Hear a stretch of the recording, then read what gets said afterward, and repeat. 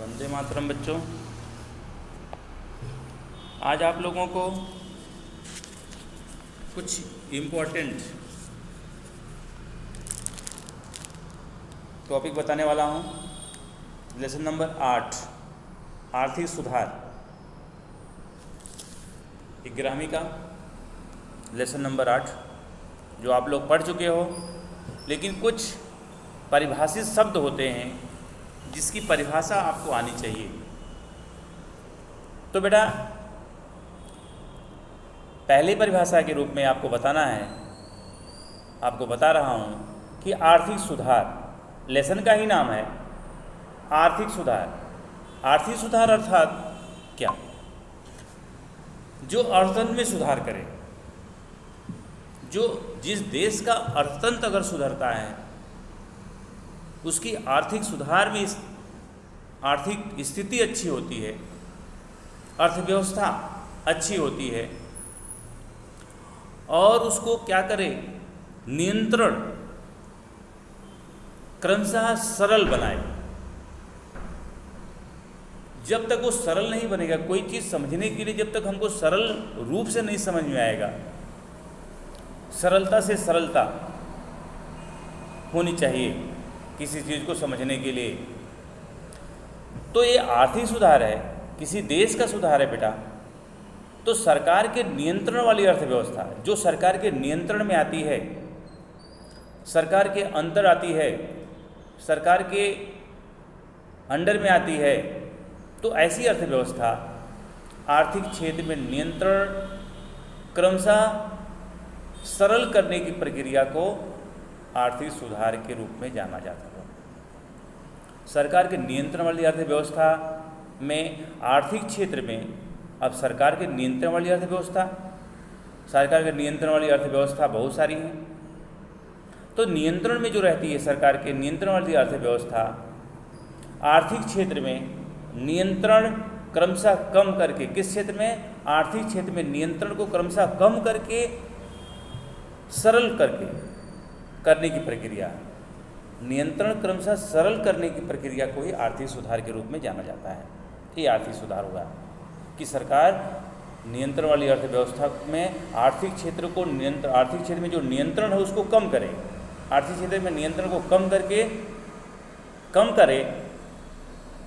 कम करने वाली प्रक्रिया, अर्थात कह सकते हैं कम करने वाली प्रक्रिया, आर्थिक क्षेत्र में नियंत्रण क्रमशः कम करने वाली प्रक्रिया को आर्थिक सुधार कहते हैं। ये हो गया आपका आर्थिक सुधार बेटा।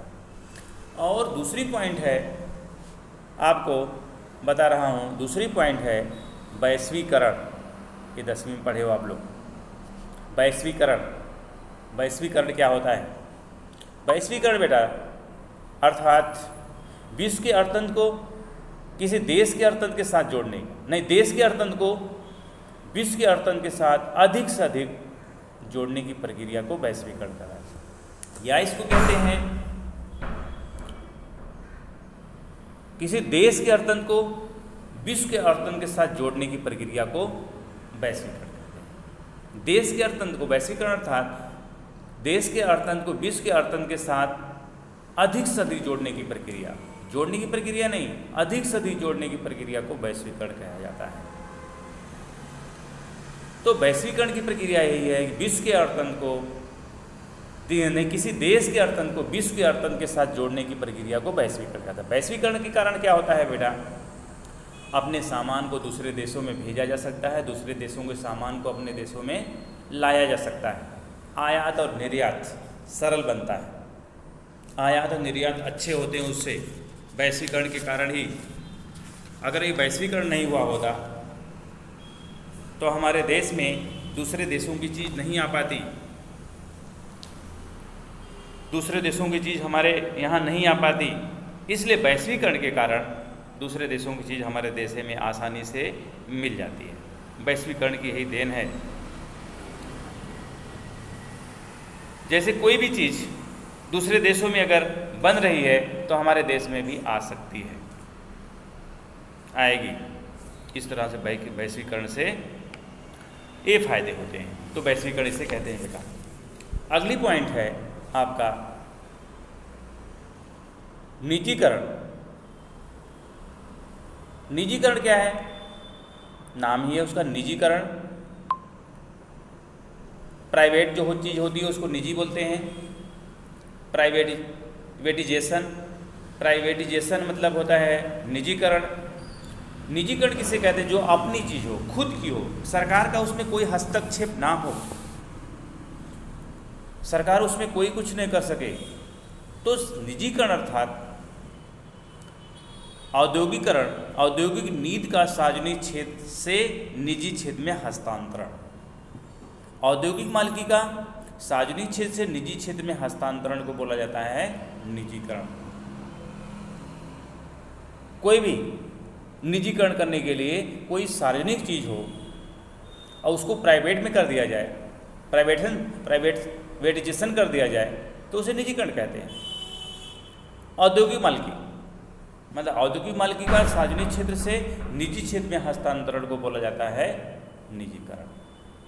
मतलब पहले सरकार की हो और बाद में उसको प्राइवेट के रूप में कर दिया गया, निजी क्षेत्र में हस्तांतरित कर दिया गया, दे दिया गया, तो उसे बोला जाता है निजीकरण।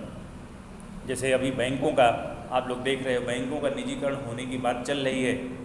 कुछ बैंकों का निजीकरण होने वाला है, तो सार्वजनिक क्षेत्र का पहले था, बाद में इसको किस में कर दिया गया है? निजी क्षेत्र में हस्तांतरण अगर कर दिया जाएगा तो उसको बोला जाएगा निजीकरण। इस प्रकार से बेटा निजीकरण ये होता है। तीसरी पॉइंट है उदारीकरण। उदारीकरण बेटा, उदारीकरण क्या होता है? उदार बनना पड़ता है। उदार का मतलब विनम्र, एकदम सिंपल। सरकार की अंकुशित अर्थव्यवस्था में निजी साहस, प्रति व्यक्ति निर्णयों की स्वतंत्रता, बाजार परिबल द्वारा आर्थिक निर्णयों का वर्चस्व बढ़े, उस प्रक्रिया को उदारीकरण कहते हैं। उदार बनना, सरकार की अंकुशित अर्थव्यवस्था में से निजी साहस, व्यक्तिगत निर्णयों की स्वतंत्रता, बाजार परिबल के द्वारा आर्थिक निर्णयों का वर्चस्व बढ़े, तो इस प्रक्रिया को उदारीकरण कहते हैं। उदारीकरण, तो उदारीकरण के कारण क्या होता है? व्यापार अच्छा होता है। तो एक बार दूसरी तरह से बता दे रहा हूँ आप लोगों को। राज्य की अंकुश वाली अर्थव्यवस्था में निजी साहस, अंकुश मतलब जो सरकार उसमें हस्तक्षेप करती है, निजी साहस, व्यक्तिगत निर्णयों की स्वतंत्रता मतलब निजी साहस को व्यक्तिगत निर्णय लेने की स्वतंत्रता दे जाए, बाजार के तत्वों को आर्थिक निर्णय का वर्चस्व बढ़े, बाजार के जो तत्व हैं, बाजार में जो पीढ़ियां हैं उठी उसे अपने निर्णय लेने के लिए उनका वर्चस्व बढ़े और राज्य का हस्तक्षेप घटे। कोई उसमें हस्तक्षेप ना करे, राज्य उसमें हस्तक्षेप क्या हो करे, लेकिन जो जरूरी चीज़ें उतने में ही करे। हस्तक्षेप अपना घटाती, अगर हस्तक्षेप कम करती है तो उसे बोला जाता है बेटा उदारीकरण। उदारीकरण से क्या होता है? फायदे होते हैं। राज्य का अंकुश कम हो जाता है, बाजार में मांग पूर्ति के तत्वों का असर बढ़ता है, मांग और पूर्ति का असर बढ़ता जाता है। तो ये विस्तार से नहीं, आप लोगों केवल परिभाषा के रूप में मैं बता रहा हूँ, इसलिए इसको कहा जा सकता है उदारीकरण। उदार बनना इसको होता है कि उसके सरकार के जो अंकुशित है अर्थव्यवस्था से, उसे निजी व्यक्तिगत निर्णयों की स्वतंत्रता, बाजार परिबल के द्वारा आर्थिक निर्णय ले सकें, उनका वर्चस्व बढ़े, कि निर्णय लेने का वर्चस्व बढ़े, तो उसे बोला जाता है उदारीकरण। अब आता है इसके बाद आप लोगों को विनिवेशीकरण। विनिवेशीकरण ये भी इम्पोर्टेंट टॉपिक है। विनिवेशीकरण क्या होता है? विनिवेशीकरण अर्थात सार्वजनिक क्षेत्र के उद्योगों में से सरकार अपना हिस्सा कम करके निजी क्षेत्रों को बेच दे। अब देखो, सार्वजनिक क्षेत्र के जो उद्योग हैं उस उद्योगों में से सरकार अपना हिस्सा कम करके निजी क्षेत्रों को बेच दे। पहले जो सरकार का हिस्सा था, सार्वजनिक क्षेत्र के उद्योग में सरकार का हिस्सा था, उसको अपने हिस्से को कम करके निजी क्षेत्र को बेच दे, या फिर सरकार सार्वजनिक क्षेत्र के उद्योगों में से अपनी पूंजी वापस खींच ले। जो सार्वजनिक क्षेत्र के उद्योग थे उस उद्योगों में से अपनी पूंजी को क्या कर दे? ले ले, कम कर दे, खींच ले, उसे विनिवेशीकरण कहते हैं। फिर से बता रहा हूँ, सार्वजनिक क्षेत्र के उद्योगों में से सरकार अपना हिस्सा कम करके निजी क्षेत्रों को बेच दे। जो सार्वजनिक क्षेत्र के उद्योग थे, जो बड़े उद्योग थे जिसमें सरकार का हस्तक्षेप था, उन उद्योगों में जो अपना हिस्सा था, सरकार का हिस्सा था, उसको कम कर दे, निजी क्षेत्रों को बेच दे, कम करके उसमें कम करके निजी क्षेत्रों को दे दे कि जो सरकार देख रेख करती थी उसके जगह पे कौन काम करने लगा, निजी क्षेत्र में, निजी क्षेत्र को भी। जैसे यही बैंक का विनिवेशीकरण भी हो रहा है। पहले सार्वजनिक क्षेत्र के उद्योग थे, तो बैंक नहीं बल्कि उद्योग से हम बात कर रहे हैं। तो सार्वजनिक क्षेत्र के उद्योगों में से सरकार अपना हिस्सा कम करके, जो सार्वजनिक क्षेत्र के उद्योग हैं, बड़े उद्योग हैं, उसमें अपना हिस्सा को कम करके और निजी क्षेत्र को अगर बेच देती है। या दूसरी प्रकार से क्या हो सकता है, सरकार सार्वजनिक क्षेत्र के उद्योगों में से अपना पूंजी वापस खींच ले, तो उसे विनिवेशीकरण कहते हैं। ठीक है, ये विनिवेशीकरण हो गया। ये आप लोगों के कुछ इम्पोर्टेंट टॉपिक था जो मैंने बताया, परिभाषित शब्द था, लेसन नंबर 8 का है। परिभाषित शब्द है, इसकी परिभाषा आनी चाहिए आप लोगों को। MRTP एक और पूछा जाता है कभी कभी इस लेसन से, MRTP का फुल फॉर्म क्या होता है? एकाधिकारशाही, एकाधिकारशाही। MRTP का मतलब monopolies and restrictive trade practices act.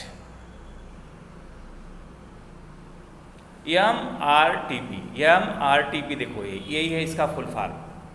MRTP का फुल फॉर्म क्या होता है? Monopolies and restrictive trade practices act. इसकी स्थापना कब हुई थी? 1969 में। 1969 में इसकी स्थापना हुई थी बेटा। किसका? MRTP का। MRTP का फुल फॉर्म है monopolies and restrictive trade practices act. एक दूसरा है फुल फॉर्म इस लेसन का, फेरा, FERA, विदेशी विनिमय नियमन धारा। हिंदी में इसको बोलते हैं विदेशी विनिमय नियमन धारा। तो इसको क्या बोला जाता है? फेरा। इसमें फेरा बता रहा हूं आपको, FERA का फुल फॉर्म क्या था? Foreign exchange regulation act. Foreign विदेशी एक्सचेंज विनिमय नियमन रेगुलेशन एक्ट, यह धारा, इसको बोला जाएगा फेरा। फेरा की स्थापना कब हुई थी? 1973 में। इस उद्योगों द्वारा विदेशी मुद्रा की कमाई नियंत्रित करने वाली धारा। विदेशी नहीं, ऐसे ये जो है धारा है, उद्योगों द्वारा विदेशी मुद्रा की कमाई करने वाली धारा को बोलते हैं फेरा। अगली है पॉइंट आपके फेमा। FEMA, FEMA। फेमा क्या होता है? फेमा बेटा